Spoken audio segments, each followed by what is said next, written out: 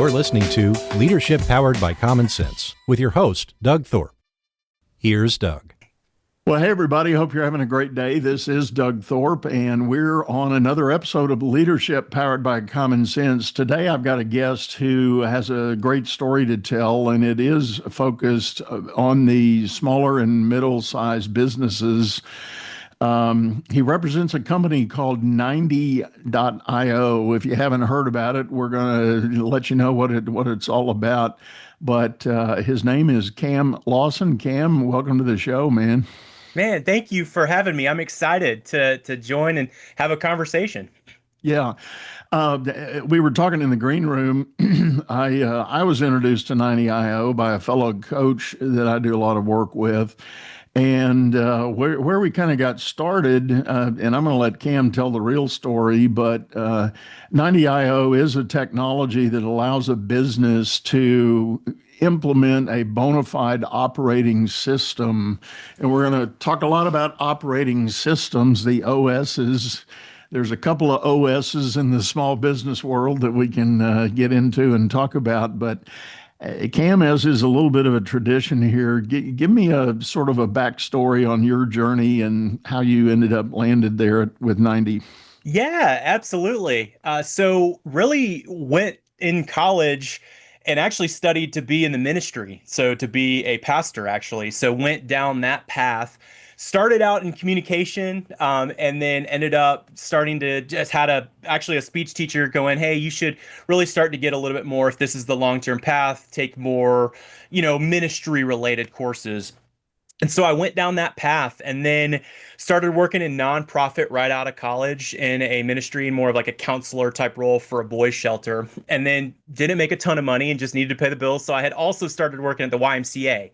And so another nonprofit, but the CEO had taken me under his wing at that time and said, hey, man, you have a lot of leadership abilities and some drive in you. Not to go in and change your heart and make you get out of a calling that you feel after, but you do have some opportunities. And I think you can make an influence like you want to do in the business world. That was a mental shift for me because it was, it's when there's a glorified calling in the ministry, if you will, especially in the culture that I grew up in the Southeast. That was kind of the almighty calling, if you will. And so it felt a little bit like, okay, am I leaving this? But then he started to take me and mentor me and said, hey, if you really want to go after this, you should get an MBA. And so during that time, I kind of had this switch, left grad school, I was in seminary, and then applied to go to an MBA and thought, hey, I think I can actually have more of an influence. And when I was at the ministry related nonprofit, I'd started to take a lot home with me and started to realize, hey, this is probably not just a long-term career option for me. I just took a lot home with me, and full-time ministry is not for the faint of heart. And so still involved in stuff, but it was a turning point in my career. And so started to go down that route. And then they started to had a couple cuts and little lower level manager positions. And so unfortunately found myself where I needed another job. And so I had done landscaping in college and kind of had done the thing, right? And so I just called a friend that I knew his brother owned a company. And so hey, I'll work for the summer, not a long-term thing. This is not what I want to do. But 5 years later, I was still there and had worked my way all the way up to the head of marketing at that organization. And during that time, we really just couldn't break through that threshold of a revenue standpoint. We had just hit that ceiling and we just could not break through. And so our owner was part of a peer group, and he had been recommended Traction, which we're talking about business operating systems, but EOS, that's the flagship book, if you will. And so he read that and passed it all to us. And we said, this is what we need to do. And so we hired a coach. We implemented EOS. So that is where I was introduced both to business operating systems, EOS, and by happenstance, the coach, the implementer is what they call them, that we used was a huge 90 proponent. And so that is where I was introduced to 90. So that was about 2019, 2020, that time frame is when we were first implementing. And so went through that whole process, incredible. Started to see the results of having a structured operating system, a consistent way of doing things in your organization. I fell in love with it, became a nerd and that kind of stuff. And so towards the tail end of implementing, I felt the desire to, again, I had only planned for working for the summer anyway, so a 3-month period, and just happened to turn into 5 years. Finally got clarity through the operating system, the EOS specifically, that we went through, and realized, okay, I'm not necessarily the long-term person to be in the head of marketing. Don't really see a long-term career in landscaping. And the clarity that we got from that, I understood where they were going. I understand where I wanted to go. And we had a very, very mutually beneficial conversation. And so I transitioned off the team and ended up getting over to a global agency, a marketing agency, and worked there for a little while. And then just through a series of cuts in that area, needed another job. And so I reached out to the CEO of 90, Mark Abbott, and on LinkedIn, told him my story. I said, hey, I've been a customer. I brought 90 to the agency.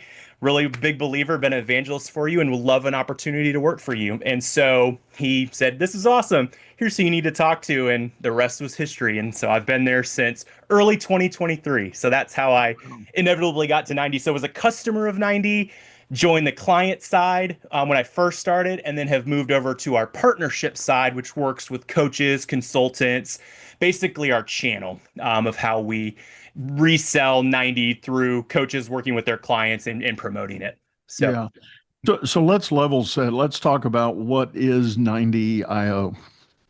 absolutely. So really what it is, we have this conceptual knowledge, regardless of what operating system you go with. A lot of them have books that you read, and you take this conceptual knowledge of here's how you run your business.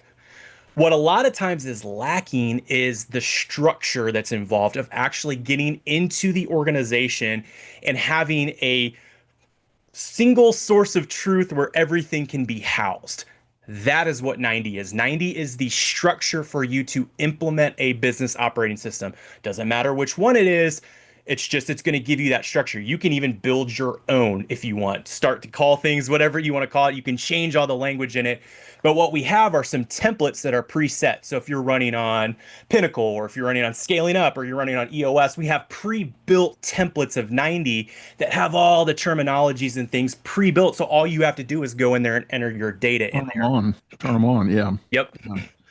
Yeah. So also to a little bit level set. So what we're talking about here, and I do this a lot in my own coaching work when I talk to a small business owner, it's kind of like you can't grow if you can't reliably repeat your process. So landscaping company is a great example. I had a landscaper client recently, a gentleman who bought a landscaping company. And as we got into it, making the transition, owner founder was selling the business, had been in it 30 years. And guess where the operating system was? In that owner's brain. Yep. You ask him a question, he could explain it all to you, but ask, the lady that was the office manager, she was like, well, we do a little bit of this and we do a little bit of that and da da da da. And it's like, no, you got to get the owner in here to talk about it. So it is that idea of creating, I like your words, central source of truth there that really explains, here's how you take an order. Here's how you process that customer through the system. Here's what we're going to deliver. Here's our delivery standard. Here's our customer service process, our problem solving initiative. You get a work order, job ticket, whatever you want to call it. You got to have something that is repeatable and reliable to be sustainable and scalable. Put a lot of words in there. Yeah. Well, you see a lot of times where, especially in the small business space, right? Startups or those that are kind of just, they've white knuckled it and tried to got some success. And a lot of times they have, because they have very passionate, visionary founders, CEOs behind them that are leading the charge. They believe so strongly. But that only gets you so far. And then as you start to scale, you bring other individuals in. Everyone starts to have their own way of doing things, right? You've got Jerry over here that's the CEO, and he has his way of doing things. Even when we just take the landscape example as an example. When he started and it was just him in a truck, he could do things. He had all of those things in his, but then he starts to hire a sales guy or another, operations individual. They start to build their own processes and ways of doing things. And pretty soon, before you know it, you have 5 different things. And then when you get more complicated, people start to bring in other technology and tech stacks, and the operations team is using this CRM, and then the sales team is not connected to it, and all these different things. And having that single source of truth that the operating system from a conceptual side will help, but then 90 gives you that level playing field where it's all right, hey, operations, sales, leadership, additional employees all understand where we're going, how we run meetings, all of those things. So it's absolutely critical when you get into that scaling start of things in your Right. organization. And what you're overcoming is that bottleneck that is the owner founder. And Yes. a lot of times I know when I've got into small businesses, even businesses that are doing pretty well, I worked a couple of years ago with a construction company, two owner founder partners. They were doing like 50 million a year. I mean, topside revenue, pretty big deal. But when we really got into talking about, both of them had they had done their own version of divide and conquer. They had taken different elements of the business and each had responsibility for it. But when you plotted it all out, if you tried to do a flow chart, it would look more like an hourglass with this little bitty pinch in the middle. And it was those guys. Hmm. And if they were full up or unavailable, nothing flowed through Yes. and nothing moved on. And so, and they felt their own tension and pressure Hmm. about it, but it was really hard to get them off that dime, and into a more open-minded, delegated opportunity. They had wonderful people around them that they had hired and trained and brought in, but there were certain elements of the control in each of the domains they managed that they just weren't going to let go, Yeah. and it was causing 80-hour work weeks and all that Hmm. for them, not Yeah. for the team. Team was punching out and going home every night. Yeah. Yes. Yeah, I think it gives a lot of times that freedom to understand. And then what's beneficial about a platform like 90 is that it gives that transparency, right? Where that founder and that CEO or the leaders can go in and see, especially as they start to roll out to other divisions within the company, or even down to further frontline employees, where we can start to see, okay, I can go in and see how is, for instance, as easy example, sales. How is my sales team doing? I can easily go over to that team because I have access into it as a leadership level. I can go in and see all of that. And how is that salesperson A, salesperson B, salesperson C? How are we performing? How does that measure up to the goals that we've set? You have that at your fingertips at any given moment, which I think helps to that point that you're saying of, oh man, I don't want to give up control of that because I'm nervous that it's not going to go. But through 90, you have that insights to see that at any given moment. And then you have the structure to be able to raise issues if you need to talk about something. If something isn't performing the way that it is, we can raise that, and we have a dedicated place to document that and then turn that into an actionable insight or outcome that then we have accountability to making sure that it's done as well.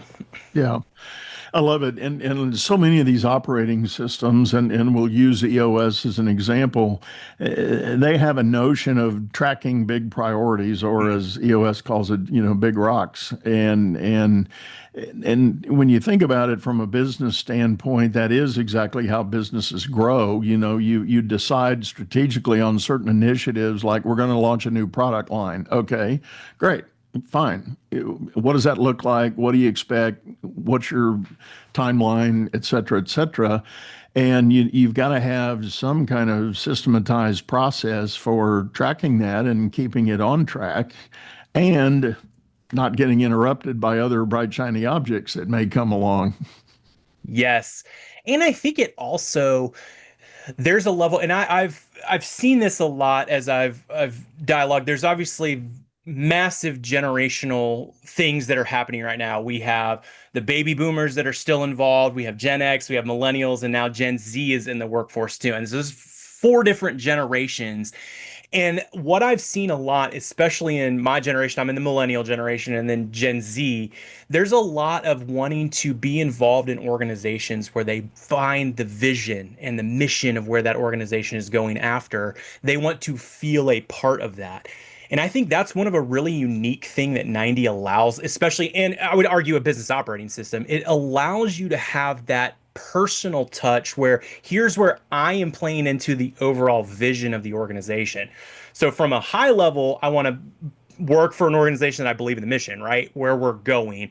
And then through that, we can start to see, okay, here are the goals that we've set from a leadership standpoint. And then here's how my division fits into that. And then here's how I individually fit into that and how I'm moving the needle. And it gives tremendous professional value on an individual employee basis that they can see that tangible influence that they've had on the organization. So that's one of those like underlying benefits that I've always loved about business operating systems, especially that's the value of rolling it out to other, because then when you start to feel like I'm part of this organization, I don't want to leave that because I'm tied to that mission. And so I think that's a incredibly powerful part of both operating systems, and then 90 just as the structure through that. You raise a great point, and this is the leadership coaching part of the show. Business owners who go into business, start something up, inevitably 99.9% of the time, it's all about some vision or idea that they've got. They have a skill, they have an idea, they know something, or they have an approach to an industry that they want to put a spin on. They come in, but next thing you know, the business gets big enough, it's bigger than one person can manage. So you got to start hiring people, and you bring on some kind of associate or office person or coder or whatever, and now you've got people problems. And I see time and time again, people think in terms of my business activity is not a people activity. I've got people activity running in parallel here. And that's not true at all.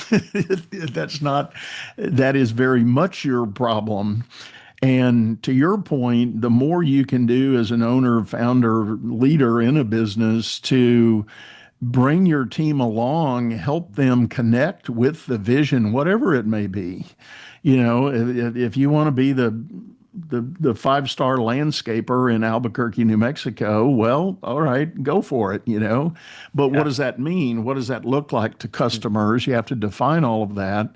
But then you've got to coach and train your people and hold them accountable to that vision. So that requires some systematized effort. And the idea of waiting around once a year to call somebody in and say, hey, I'm going to do your review and this is where you get your raise, that just doesn't work for the younger generations anymore.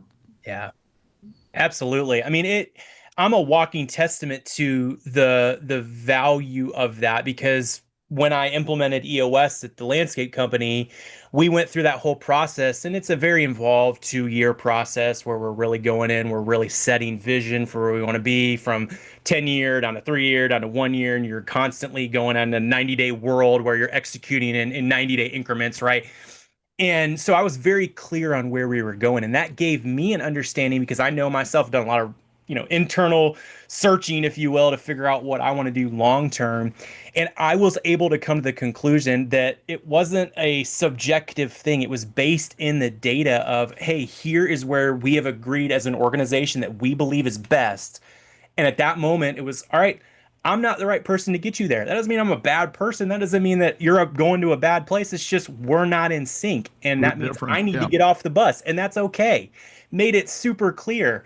And so I think that's another side of things that you get through the clarity that comes from putting the work in of building out. The majority of the operating systems have formats like that you're going through and kind of building these things out where you get that clarity of where we're going. And then it allows on that individual level, all right, I'm bought in or I'm not bought in and I need to exit. That's totally fine. Go, spread your wings and fly. Go find the right place. But I will tell you, I will never work at another organization that doesn't have some sort of business operating system and a clarity that comes from that, because it makes things so much less subjective. It's based in the content that's right in front of you, and it's visible to everyone. Well, and I think that's a great point. And what it speaks to is the idea, and even for companies that are trying to onboard employees, if an employee shows up and says, "Help me understand the system here," and the owner says, "Well, we don't really have a system. Your field superintendent is going to be your system. Go talk to him." It's like, no, Yeah. not a good answer. And I think it's for anybody, younger people that are thinking about joining businesses, I think it's a critical question to ask and a very fair one.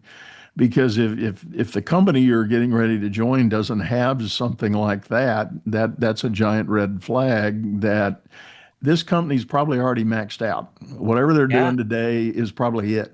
And that's all the opportunity there's going to be. You are literally replacing somebody else Hmm. and nothing more. Yeah. Yeah, that's a great point. I mean, I think the more that I've interacted with people in my generation and younger, there is that desire to tie it to a greater thing of a greater purpose. And so when you can draw those lines and connect those dots, it's a game changer for an individual. So it's well worth the work because it's increasingly becoming those generations are a majority of the workforce now. And you've got to tie and get clear on where you're going to be able to almost sell that in the interview process to let them know and hey, this is who we are, this is where we're going. Are you on or are you off? And that's the decision right there. Right. Well, and I do believe, and thank you for sharing that. It fits smack into one of the elements of something I've been working on lately. I've been doing a lot of research and study on the biggest challenges of modern leadership, and the multi-generational gap is one of the prevailing challenges that people have not found a silver bullet answer for. And I think it's because they're trying to apply old principles of leadership and they're just kind of stuck in 1985, and none of that works anymore. Yeah. And we didn't talk about. I mean, Earth Day came out of the '90s, I guess, late '80s, '90s. It's hard to believe it's that old, but that whole idea of let's save the planet and let's do Right. these big giant universal truth kind of things. And don't get me wrong, I'm totally on board with all of that. But Yeah. for a small business to say, yeah, I'm on that, I'm in that, I'm part of that, it's like, yeah, are you really? I mean, Yeah. just because you got a bumper sticker on all your trucks doesn't mean you're in. Right. uh, So it is a great and interesting challenge to allow the opportunity for the young folks that are in the market now and dominating the market, by the way, to make that connection and have that sense of opportunity. So let's turn the page and go back to 90. So what is a typical implementation cycle for a company that wants to subscribe to and start using 90 as a solution? yeah, it's a great question. So really, it depends on where they're at in the journey, right? And so we have a couple different options as far as, let's say you're early on, you're just exploring some operating system, right? You're just maybe picked up a book and starting to, oh, this might be helpful to get into. We have a version of 90 that is actually a free version. So we've gone with the EOS example. I'll just continue down that route, right? So you have the VTO, you have the accountability chart, right? You have these core parts that you're starting to build out. In the free version of 90, it gives you a just place to document that. It's not like you can have to-dos or assign rocks. It's just, hey, we want to have a digital place that's one central place for us to have that. And then as teams start to move down, they start to implement that a lot of times on the leadership level. So, hey, we're going to get the leadership team involved. We're going to start running meetings. We're going to start setting goals. EOS calls them rocks. We're going to start setting some of those things. Then we have another tier that is what we call, it's basically comes in at $10 per user. So that's going to give you, hey, we want to have a great place where we can run good meetings. We want to document where we're going. We want to start having progress. Then we have another tier up that then you start to run quarterly meetings and annual meetings. We want a little bit more customization, maybe even some reporting on things. We have another tier, it comes in at 14. And then we have the all in where, hey, we're starting to roll out to every single team in the organization. We need to have transparency down. We want to be able to document process. We want to have integration capabilities, the whole shebang, which is $16. And so it really depends on where you're at in the journey. So we kind of have different stages. You can kind of utilize 90 wherever you're at. And then as far as the onboarding process, what that looks like, we have a team of what we call onboarding specialists, which will basically act as a point of contact for when you start a trial of 90. There's a free 30-day trial that you can play around on the platform. You're going to get paired up with an onboarding specialist, which then can give you a demo, let you know what it's about, show you all the things behind the curtain, if you will. They will also help you build out your account, right? So a big part of it is you have to get your data in there. You have probably KPIs. You probably have some of your org chart built out. We can get all of that uploaded into 90. And then they will also answer any questions, walk with your team, give training. We can even sit in on meetings if you go into that tier where you want to be able to run good meetings. We can sit in on one of your meetings and actually help guide and teach during that.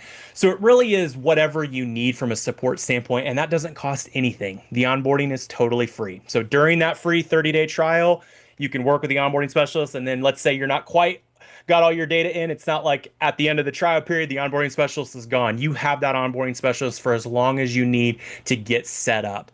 So that's really what it looks like. It's identifying where you're at in the process. If you're utilizing a formalized operating system like scaling up, EOS, there are specific times where you come in like out of EOS, coming out of focus day is a really good time because you have data, you're starting to run L10s. That's a great time to start on 90, but there's benefits to starting earlier. It just depends on where the team's at. And then you have helping hand the whole way as you get set up as well.